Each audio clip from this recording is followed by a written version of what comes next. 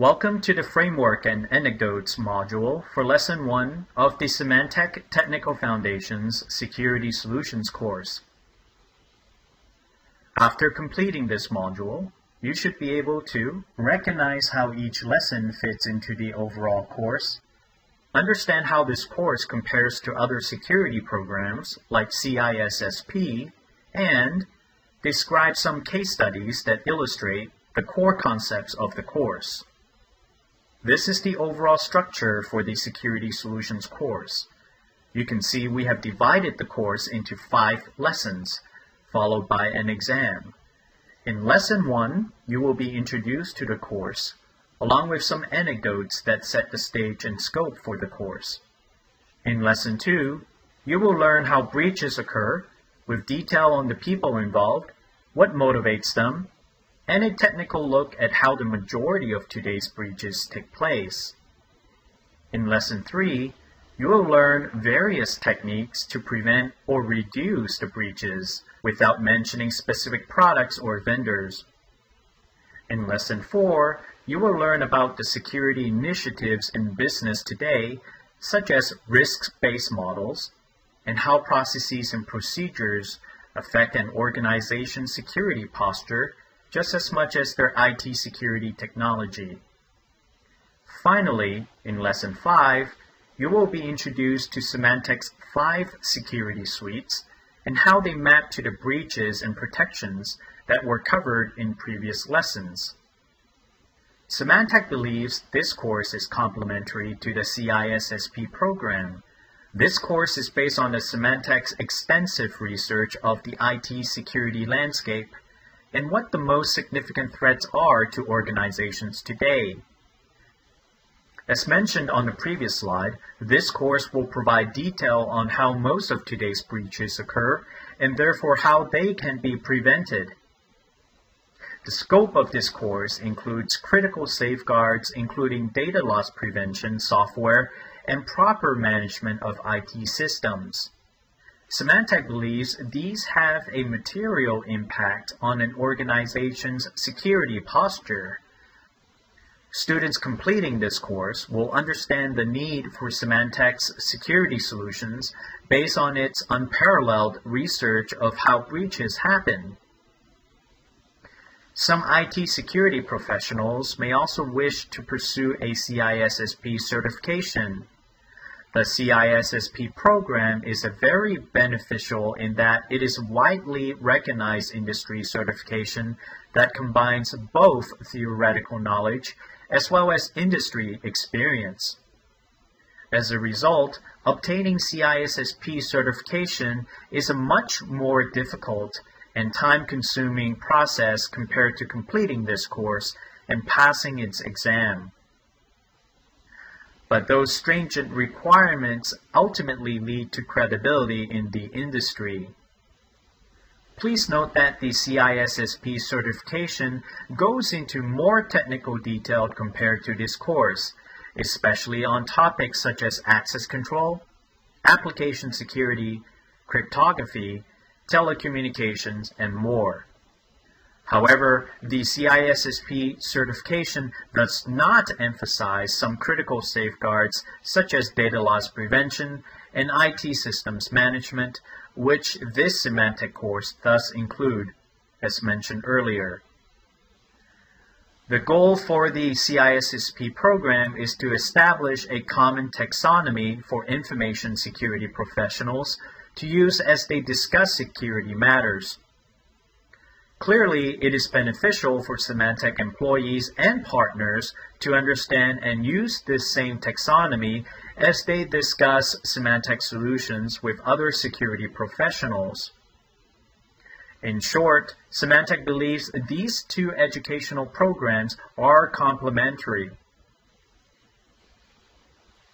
Now that you're familiar with the structure and objective for this course, we will now review some key concepts that lay the foundation for the rest of the lessons. We will first look at today's security landscape in more detail with some examples of recent security breaches. Then we will clarify the technical scope of this course. The current era is the era of mass cybercrime, where the vast majority of threats are written for monetary gain. Previously, it wasn't about money. It is more about being fame and glory, getting street credit. All that changed about 6 years ago. When money came into the system, that is fascinating as it creates a market for attack and breach. Let's take a look at the actors who participate in the overall cybercrime market, where each actor plays a specialized role. We will start from the top left going clockwise. Malicious outsiders may be members of organized crime syndicates or small-time crooks. They typically gain entry to a network through endpoints that are unpatched or have improperly configured security software, through servers using factory default settings that are easily to obtain, through SQL injection, or through use of malware. The main goal is theft of data or vandalism. Next, let's talk about nation-state. These are intelligence agencies and cyber warfare operatives, usually sponsored by a government entity of a country or state. Next, malicious insiders. These are employees who knowingly steal company data. They have various motivations, but typically they are disgruntled employees who want to injure the company or thieves who are out for personal gain. Because these people have access to corporate information, it is easy for them to copy and take intellectual property, trade secrets, and other proprietary data. Next, well-meaning insiders. These are employees who, through ignorance of corporate data security policies, unknowingly expose information by, for instance, storing or sending sensitive information without encrypting it. Other breaches that fall under this category are the results of losing laptops, taking data home on a CD or DVD, and sharing data with business partners whose security systems are lax. In all such cases, unauthorized people may gain access to your company's data. Next, cybercriminals commit crimes using a computer and the internet to steal a person's identity, sell contraband, stop victims, or disrupt operations with malevolent programs, usually for financial gains. Last but not least, hacktivists. These are hackers who use computers and computer networks as a means of protest to promote a political, economic, or social ends or reforms. In the previous slide, you learned that most cybercriminals in recent years are motivated by financial gains. We will now highlight the top 3 sources of a breach: from an organized criminal, well-meaning insider, and malicious insider. A salient example of an organized cybercriminal is Alberto Gonzalez, who was indicted for the theft of over 170 million credit and debit card numbers.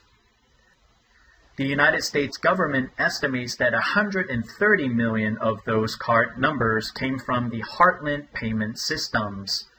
But Alberto also stole credit card numbers from companies like TJ Maxx, Dave & Buster's, Office Max, Barnes & Noble's, Sport Authority, and more. When Alberto was arrested, he reportedly had $100 million in his bank account, and it is believed he was only a middleman in a very large Russian organized crime network called the Russian Business Network. While Alberto is a poster child for organized cybercrime in recent years, some might be surprised to learn that the traditional mafia crime families from years past are now involved with cybercrime too. For example, 11 men were indicted for a breach at LexisNexis. Those 11 men have ties to the Bonanno organized crime family in New York. So why are organized crime networks and families now interested in cybercrime? The FBI now says that the market for illegally obtained information is now larger than the global drug trade. That was unthinkable just a few years ago. Clearly, we are no longer threatened mostly by an individual hacker working from his basement. These organized cybercriminals are well-funded and very sophisticated. In the previous slide, we also stated how some breaches that are caused or aided by insiders or employees too, either accidentally or intentionally. This is a relatively new way to look at the sources of a breach compared to years past. In the past, the focus of the IT security industry rested squarely on an external and unknown criminal that tries to get in from the outside. The well-meaning insider is a term we use in this course to describe an employee that has legitimate access to the network. That employee is merely trying to do his or her job, but by careless mistakes are exposing their employer to the risk of information loss. According to the Ponemon Institute, 88% of all data loss incidents are directly caused or at least assisted by well-meaning employees or partners. In some cases, this well-meaning insider causes the breach alone, but in some cases, organized criminals will discover these mistakes and exploit them for financial gain. Affirming the Ponemon Institute's findings, data breaches caused by insiders, whether well-meaning or malicious, are a growing concern to businesses, according to a survey of 3,300 firms in 36 countries sponsored by Symantec. In fact, inadvertent breaches by well-meaning employees are a bigger concern than deliberate breaches by malicious employees. 46% of respondents worry about inadvertent breaches, while only 44% are concerned about malicious breaches, according to a State of Security survey conducted by Applied Research. One example of a breach caused by a well-meaning insider would be when a business traveler loses a laptop. The Ponemon Institute conducted a study and found that up to 12,000 laptops are lost in the United States airports each week. And between 65 and 70% of those lost laptops are never reclaimed. 65% of the business travelers surveyed for the study had not taken steps to protect their confidential information on their laptop. And 42% of them said they do not even have a backup of that confidential data. Another common example would be an employee accidentally emails sensitive information to the wrong recipient, thanks to an autocomplete addressing feature in their email software. For example, when trying to email a coworker named Mike Johnson, someone might type Mike J and accidentally send the message to an external business partner named Mike Johns. Malicious insiders, on the other hand, intentionally expose their employers to risk with a motive to either damage or personal gain. This personal gain could be financial, possibly even working with cybercriminals, or it could simply involve taking a competitive advantage into their next job. The Ponemon Institute found in a study that 59% of ex-employees admitted that they took company information when they left their jobs. Of those who admitted taking this information, 70% of them plan to use it at another job. In summary, it is clear that the individual hacker seeking the thrill of notoriety is no longer the main threat to organizations and governments today. Today's largest IT security risks is the loss of valuable information thanks to one or more of the three sources shown here. And many times, you do not even know the breach is happening, as opposed to the highly visible viruses and infrastructure attacks of the past. Because the sources and methods of these breaches have evolved in recent years, so must our IT security solutions that protect us from these various types of breaches. Here are some graphics that you will see throughout the course to remind you of those three breach sources that I discussed on the previous slide. we are combining organized criminal and independent hackers into a broad category called cybercriminals. This is a commonly used term in the security industry. At times in this course, you will only see these visual icons on various slides to associate a type of a breach, or steps within a breach, to one or more of these sources. It is important to note that some breaches may involve more than one of these sources.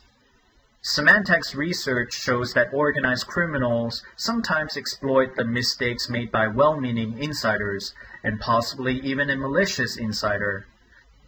Therefore, please pay close attention to the usage of these icons throughout the course so you can clearly understand the source or sources of the breach being discussed. Let's now examine how an organized attacker hacks through 5 stages of a breach. Each of these stages will be explained in detail in the next lesson, Types and Stages of a Breach. Cybercriminals usually initiate a breach through the reconnaissance or recon stage, which is when they attempt to gain information about the users or resources within an organization in order to customize an attack that can lead to the next stages of a breach.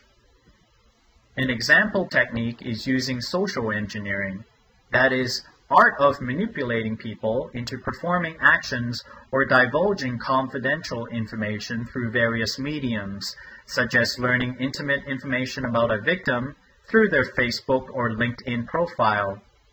Armed with this information, it would be easy for a cybercriminal to spoof a text message from a business contact or spouse asking them to visit a website containing malware and exploits that will initiate the subsequent stages of a breach. Next stage is incursion, which is when cybercriminals attempt to infiltrate an organization. An example is using a tool called Metasploit, which is an open-source penetration testing toolkit, which helps with exploits or ways to break into machines while minimizing the possibility of being noticed. Next stage is discovery, where cybercriminals look across an organization's network and computers to find where the valuable assets reside and how well protected they are. Next stage is capture, where cybercriminals get a hold and control of targeted assets. The final stage of a breach is exfiltration, where cybercriminals actually move the captured assets out of the organization. An example here is a botnet, which is a network of compromised internet computers without their owner's knowledge, phoning home sensitive information resided in the victim's machine or network to a command and control server or botnet operator infrastructure. And finally, please note that the technical scope of this course is intentionally broad. Many security solution providers focus on individual point products that operate in one specific part of the IT infrastructure. For example, you might talk to one vendor about an endpoint antivirus protection, another vendor about endpoint firewalls, and yet another vendor about email security, and another vendor about server hardening. In this course, you will learn how various types of breaches occur. You will learn how they start, how they spread throughout the IT infrastructure, and how the valuable information ultimately leaves the organization. Each component in this example security diagram is critical to the organization's security posture. Now, let's consider the key takeaways from this lesson. This course is focused on breaches, safeguards, and the business application of security. Symantec solutions are only mentioned in the final lesson. This course is complementary to the CISSP certification program and other industry certifications. Information breaches are now the largest IT security threat, involving new sources and methods of attack. Cybercriminals, well-meaning insiders, and malicious insiders all cause breaches in different ways. Security solutions must account for all 3 sources. Congratulations! Thank you for completing this Symantec online course. Your feedback on this course will better help us meet your training needs. The course evaluation link can be found below.